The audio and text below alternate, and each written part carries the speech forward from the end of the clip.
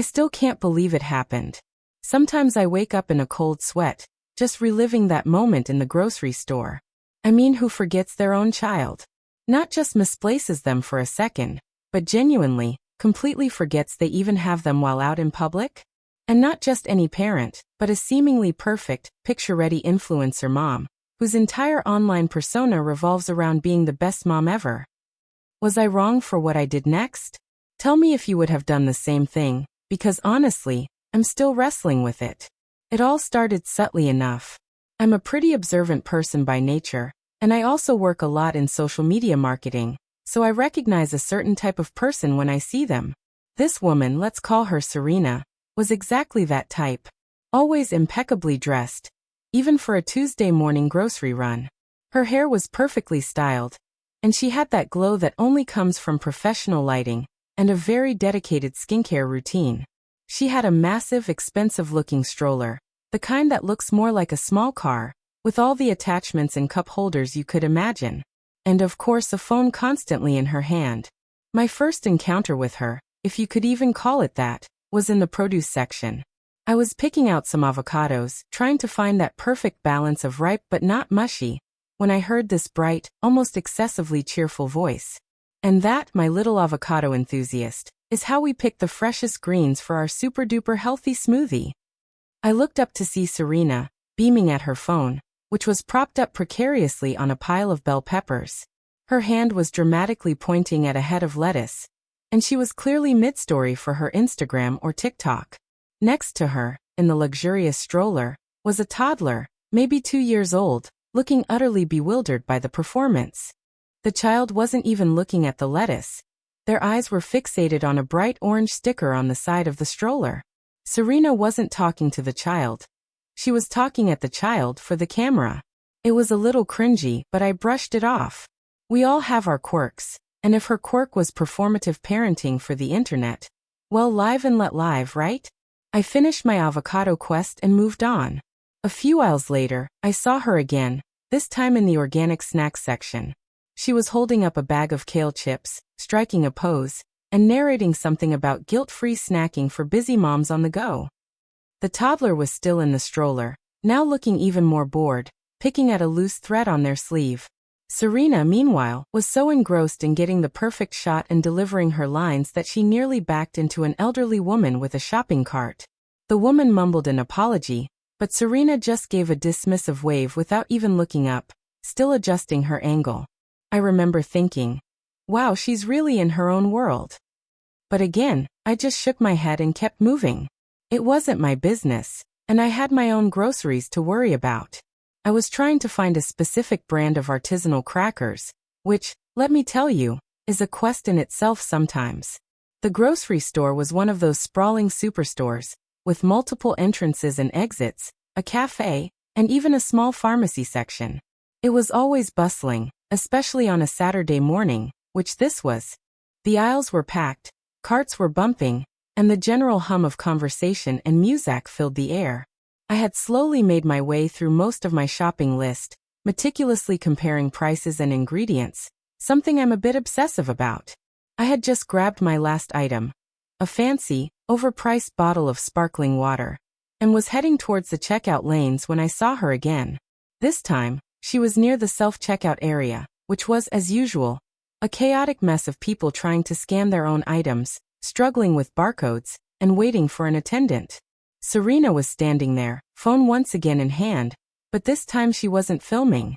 She was on a video call, her voice a little hushed but still carrying that overly bright, performative tone. Oh my God, Ashley, you wouldn't believe the content I just got. My little angel was just adorable in the produce section, totally captivated by the organic bell peppers. So authentic. She was giggling, twirling a strand of her perfectly highlighted hair around her finger. Her large, expensive stroller was no longer next to her. I glanced around, assuming it was just a few feet away. Perhaps she'd parked it while she waited for a checkout line to open up. But I didn't see it. I saw plenty of other strollers, plenty of other parents wrangling their kids, but not hers. A few minutes later, I was in line, inching my way towards an actual human cashier, because honestly, the self-checkout and I have a long-standing feud. Serena was still on her video call, now describing a new collaboration she was planning with a baby food brand. Her voice was getting louder, more animated. Yes, so I was thinking, a sponsored post about how my little one adores their organic purees, even though he's a bit older now. But like, a throwback, you know? For the aesthetic. She laughed again, a light, airy sound that grated on my nerves a bit. Still no stroller. No child. A tiny knot of unease started to form in my stomach. Maybe the dad was with the child. Or a nanny. But she had been alone earlier. I tried to ignore it. It wasn't my business. People do weird things. Maybe she had already checked out and left the kid with someone at the car? But that felt unlikely. Especially for someone so image-conscious. She wouldn't want to be seen leaving her kid unattended, even for a second, if she was so focused on her best mom brand. The knot tightened. I scanned the area again, more intently this time. No stroller, no toddler. Serena continued her video call, completely oblivious, scrolling through something on her phone, occasionally flashing a smile at the screen. Then I saw it. Tucked away near the exit, by the customer service desk, was her stroller. The distinctive, high-end, over-the-top stroller. And in it still was the little boy. He was sound asleep, his head lolling to one side, a pacifier hanging loosely from his mouth. He looked utterly peaceful, completely unaware that his mother was, at that very moment, maybe 30 feet away, excitedly discussing content and aesthetics on a video call, and had seemingly forgotten he even existed. My stomach dropped. Forgotten. She had literally forgotten her child. The realization hit me like a physical blow. She had pushed him to a quiet corner, probably to finish her call or just to get him out of the way, and then just walked off to the checkout, completely absorbed in her phone and her influencer world, and left him there. Alone. Sleeping. My first thought was panic. What if someone just walked off with him? What if he woke up alone and scared? My second thought was a burning, indignant rage. How could anyone be so incredibly irresponsible? So self-absorbed? All for the sake of an online persona? This wasn't just a brief lapse. She had been at the self-checkout for at least 10 minutes, and the child was way over by the customer service desk. She hadn't even glanced in that direction. I stood there, groceries in my cart, my heart pounding, trying to decide what to do. Should I say something to her? Should I go to customer service? The child was still asleep, thankfully, but the situation was so profoundly wrong. My mind raced. What was the right thing to do? Confront her publicly? Make a scene? Or try to handle it subtly? My hands were shaking a little. I looked at Serena again, still laughing into her phone, completely oblivious, completely wrapped up in her own little influencer bubble. So that's the situation I was in, and I had to make a choice. Before I tell you what happened next, I want you to pause and comment below what you would have done in my shoes. Would you have confronted her? Gone to the staff? Or just walked away? I took a deep breath. I couldn't just walk away. My conscience wouldn't let me. But I also didn't want to create a huge scene in the middle of a busy grocery store. Especially if it meant waking the child and potentially scaring him. I decided to try a subtle approach first. I maneuvered my cart out of the checkout line, abandoning my almost purchased sparkling water, and walked purposefully towards Serena. As I got closer, I could hear more of her conversation. And then I'll do a quick unboxing of the new gifted products, probably on stories. Oh, speaking of, I need to make sure I got that almond milk for the baby. He loves it so much, so good for his little tummy. That was it. He loves it so much. She was talking about her child, in the present tense, as if he were right there with her. As if she hadn't just abandoned him in a stroller by the customer service desk. My blood boiled. I walked right up to her, not aggressively, but with a quiet intensity that must have cut through her oblivious chatter. She glanced at me, annoyed, probably expecting me to apologize for interrupting her call. Her eyes, however, widened slightly when she saw the look on my face. "Excuse me," I said, my voice calm but firm. "I think you've forgotten something." She looked at me blankly. "Forgotten what?" she asked, still holding her phone to her ear, though her conversation had clearly paused. She seemed genuinely perplexed, as if I were a crazy person. It was that genuine lack of awareness that truly shocked me. She hadn't even registered that anything was missing. Your child, I said, keeping my voice low, but allowing the words to hang in the air, heavy with accusation. Your son. He's over there by the customer service desk in his stroller. He's been asleep there for at least 15 minutes. Alone. Her face went through a remarkable series of transformations. First confusion, then a flicker of annoyance, then disbelief, and finally, a slow dawning horror. The color drained from her face. Her hand, which had been holding her phone, slowly dropped to her side. The video call was clearly still active, and I could hear a faint, distant voice asking, "Serena? What's going on?" Serena didn't answer her friend. She just stared at me, her mouth slightly agape. My baby?"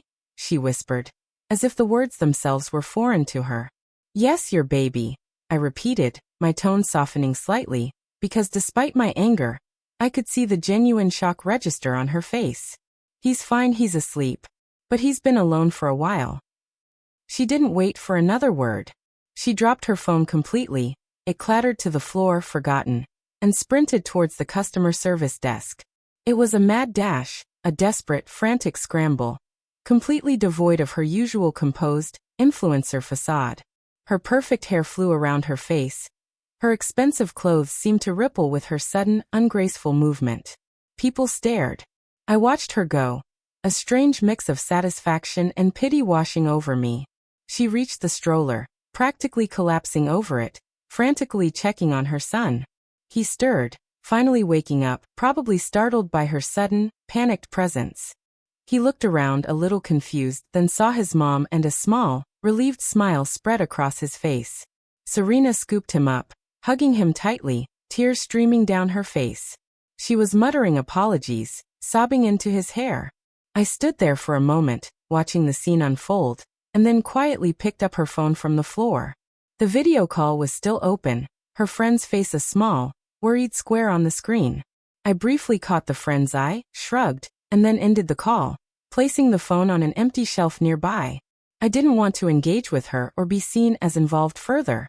I had done what I felt was necessary. I turned back to my abandoned cart, and for the first time, felt a wave of exhaustion. The aftermath was interesting. I finished my shopping, paid for my items, and as I was leaving, I saw Serena again. She was still holding her son, who was now awake and looking around curiously. Her face was puffy from crying, her makeup smeared. She looked utterly disheveled, completely unlike the curated image she projected online. As I walked past, she looked up, our eyes met. There was a raw, vulnerable look in her eyes that was entirely new to me. A look of shame, fear, and profound guilt. She didn't say anything, and neither did I. There was nothing more to say. She just nodded, a small, almost imperceptible gesture, but I understood. It was an acknowledgement, an apology, a silent admission of a terrible mistake. I haven't seen her since, not in person anyway, but I did check her social media a few days later. Out of morbid curiosity, her posts had changed. The overly cheerful, perfectly curated facade was still there, but there was a subtle shift. A few posts about cherishing every moment, the preciousness of childhood, and a distinct lack of any content that involved her ignoring her son while filming herself. Maybe it was just me, but I felt like the shine, the artificial sparkle, had dulled a bit. I hoped that moment, that terrifying lapse, had been a wake-up call for her. That the fear of losing her child had shaken her out of the performative influencer bubble, at least for a little while, and reminded her of what truly mattered. I hoped she learned her lesson. I truly do. I still think about it. The image of that little boy, sleeping soundly, completely forgotten. It haunts me a little. I wonder if I handled it the right way. Was I too harsh? Too public? Or did I do exactly what needed to be done? I don't know for sure, but I know I couldn't have lived with myself if I had just walked away. Sometimes, you just have to step in, even if it's uncomfortable. Even if it feels like you're creating a scene. Because some things are more important than avoiding awkwardness. So that's my story. It was a shocking moment that day in the grocery store. And it really made me think about the world we live in, and how easily people can get lost in their own virtual realities. Like this video if you were on my side, and subscribe for more stories like this. Share your final thoughts on this whole mess in the comments section below. I'm genuinely curious to hear what you would have done. I'll see you all in the next story.